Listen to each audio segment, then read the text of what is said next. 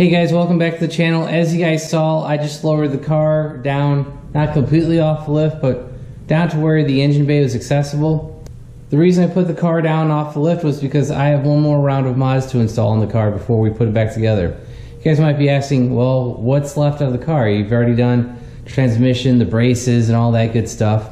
Well, here we go, guys. This is a line lock by a company called RSD, Race Specialty Designs. And this line lock is specifically designed for the C5 and C6 Corvette. And it is designed to where this is supposed to be the easiest line lock on the market to install. And it's kind of expensive. This line lock wasn't cheap. The reason I decided to go with this particular line lock was because of two reasons. One, ease of install. This particular kit actually basically takes one of the brake hoses off of the master cylinder, puts an adapter fitting in it, and this line lock kind of plugs in between. And the other was actually the mount here for the line lock itself. This will actually bolt to the brake booster, and so the line lock will be on the firewall, like down below the brakes. You really won't see it. So it's real plug and play and should be pretty simple install, I hope. Another reason why I'm putting the line lock on right now is because I actually have to bleed the brakes.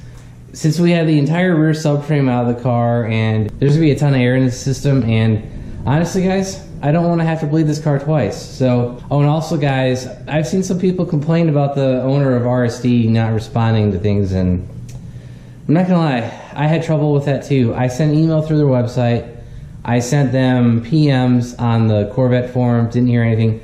Finally, through Facebook Messenger, he replied back within an hour or so. Basically, all I asked him was like, hey, is this in stock? And he replied, yes, it was.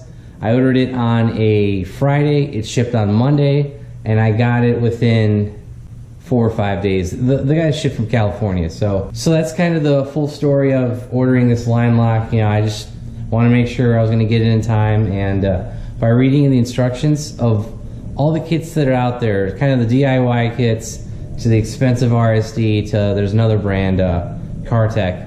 I haven't seen many complaints about this kit. The CarTech particular kit, I saw a video where a guy showed on YouTube where it fell apart, and some other videos were showing some overheating issues with headers, particularly with that CarTech kit. These lines are wrapped in a heat protective barrier. I may add another layer of heat protection on these, I'm not sure, but that might be something that I do in the future, is add some more heat protection to these lines. But so as you guys can see, I have two 15mm nuts here. Those actually came off of the master cylinder. You can't see because of the fuel line, but so there is a stud over here on the brake booster. There's also one over here that's holding up the clutch fluid reservoir. As you guys can see, it's loose. So all that we're gonna end up doing is end up taking the line lock, slide it underneath the brake master cylinder onto those studs, and put those two 15mm nuts back onto the studs and tighten everything down. Okay guys, as you guys can see, I have the bracket on the brake booster cylinder, master cylinder. Just took the 15mm bolts off. I did end up taking this hose right here. I took this one off so that I could feed it underneath the metal of the master cylinder, and then I just reattached it. I had to use a wrench and kind of go at it at an angle, but I got it pretty much attached. Next thing here I'm going to have to do is unplug and unscrew the rear port on the master cylinder right here, that one right there. This adapter fitting in this 90 will screw into that. And then that brake line that pops out, I will attach to this end right here, as that's going to be your standard like brake line to brake line fitting, and that will complete the circuit. Alright guys, here is the clutch master cylinder reservoir bracket. This bolts onto the bottom of the brake booster cylinder, and as you guys can see, I cut a 90-degree piece out of it right here in the corner. Alright guys, basically what was happening was that RSD bracket was coming up right against this and wouldn't sit flush. Now I tried to put this bracket in front of, like, so you have the brake booster, the RSD bracket, and then this bracket. But what was happening was this bracket was not bolting on straight. It was bolting and then like sitting crooked. So, and that was gonna rub against the RSD bracket and make some noise. So it was either cut this thinner piece of metal, which is just holding up a little piece of plastic, or cut the RSD bracket up. And I've seen people cut the RSD bracket, but honestly, guys, I decided just to cut this because honestly, it was simpler to cut. You just take the reservoir off; it pops, just slides out the back. I cut it with my bandsaw, and then I sanded it down with my sanding disc over there. All right, guys, as you can see, I kind of got some stuff out of the way. I got the reservoir out of the way. I took the cap off here, but you guys can see right here the 90-degree fitting coming out of that AN adapter. That is the adapter you plug into the rear port of the master cylinder. Then you'll see the gray wire.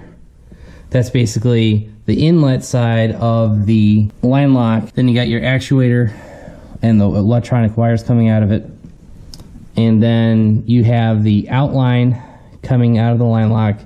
Follow this gray wire, gray hose, and that goes into this right here is the factory rear port line that is coming out of the master cylinder. And as you can see, this goes down to the ABS pump, and that's down, way down here. It's actually right there. It's right behind the radiator, below the power steering pump, and underneath the alternator. Trust me, guys, that really sucks, and trying to get any lines in and out of there blows. Trust me, that's really a terrible thing to ever have to service. So that's kind of why I went with this RSD kit, was because the only thing you're doing is all right here. You're taking off one line, you're putting an adapter port in, and then you're connecting the two lines, and that's it. So nothing really super complex. Like I said, oh, there you go. You can see the RSD logo, and that's the bracket that I cut. I painted it. All right, guys, we've pretty much finished up the under the hood portion install of the line lock. As you guys can see, way down in there is the RSD logo. It's kind of hidden, so that's kind of cool.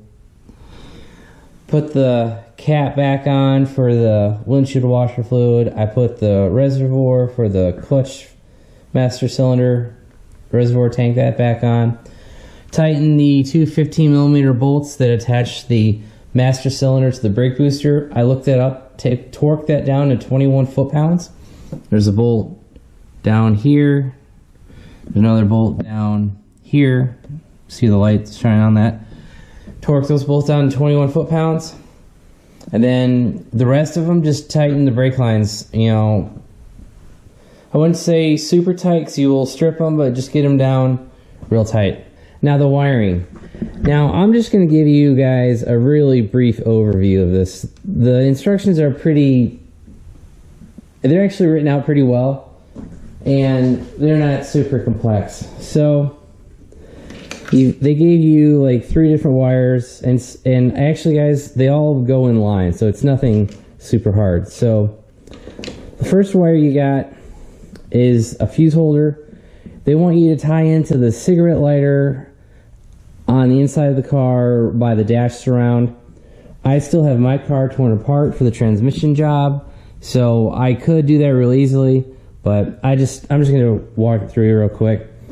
So you get your power source from the cigarette lighter, put your 10 amp fuse in the holder, and this line comes out to the butt connector. Now, the next wire will be the momentary switch, and come out the other end. That has a butt connector. Connect that butt connector to this long red line.